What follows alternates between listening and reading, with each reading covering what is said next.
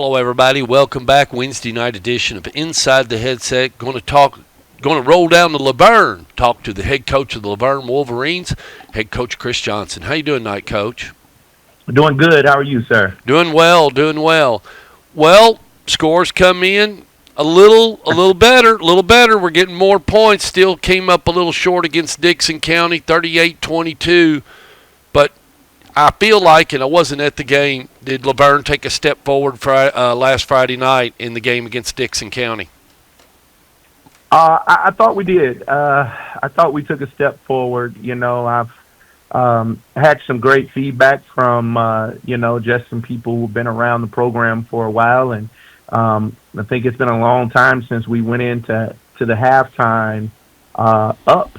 We were up 14-13 at half, and we came back and scored 22 points total. And so there's a 22-point increase from last week. And, we just have to, we put 2 quarters together. We've got to learn now how to put 4 quarters together. And so from our standpoint, we got better from week 1 to week 2. And I was just listening to Coach Saban talk, and he was talking about Alabama's loss. And I was listening to him talk, saying how teams get better. The biggest leap is between games 1 and 2. And so I thought our guys make leaps and bounds as far as progression between games 1 and 2.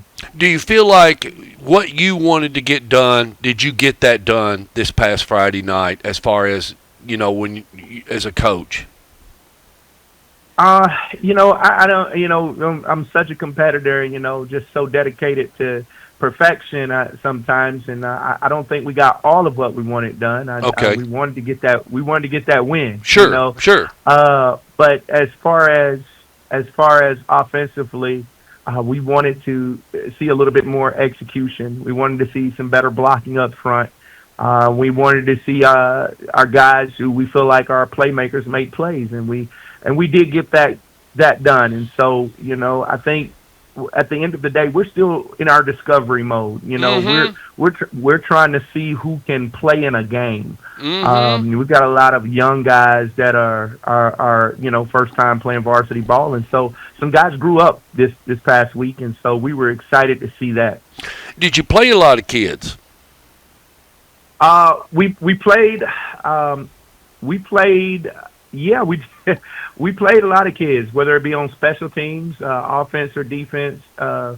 We played as many kids as we could that we felt like could give us a chance to win. Yes. And so, yeah, we played some different faces, and some guys got nicked up, so we had to go young in some areas. But it is, is one of those learning experiences that we are, as a staff, still just learning our players.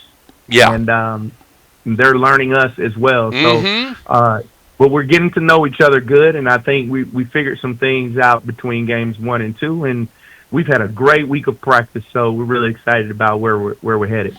Injury-wise, how'd you come out this past Friday in that game against Dixon? We had a couple of guys nicked up, Friday. It was a physical game. Dixon County is. Oh, yeah, Dixon County's physical. Yeah, they came out and really, really tried to wear us down and defensively, and we couldn't find a way to get off the field defensively in the second half like we wanted to. We did have some turnovers in there. We had an interception in the second half and made them punt a couple of times, and so we still, in my opinion, have not put a complete game together as far as all phases. Offense, defense, special teams working in sync with each other. I think that's our next progression step is we get those 3 phases working together. I think we're going to have something pretty special. Friday, you're hosting a team and you're going into region play. Congratulations, you've made it this far. Now, Coach, it's getting ready to get serious. So, I've expressed to all the other coaches there's 3 games I really love. I mean, this is one of them. If I could be somewhere else other than where I'm going to be at the Backyard Brawl. But when I look down at the schedule and I look at the current situation of both teams, that is, we've got 2 new head coaches, and Rutherford County Region Region 3 6A football. Both coaches are 0-2.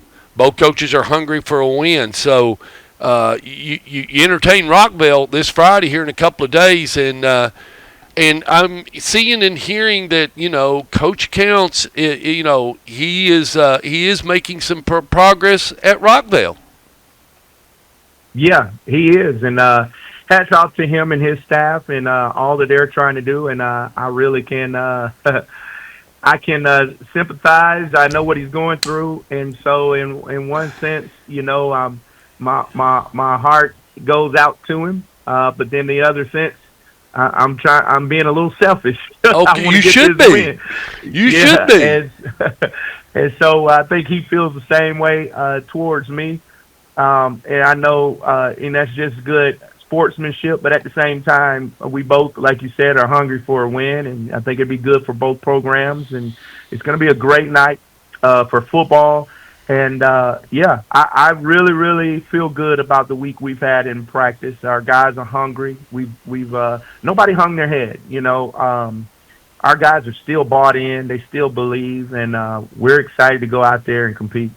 Well, and I love Steve Luker. He's a great. I've just gotten to know Coach Counts.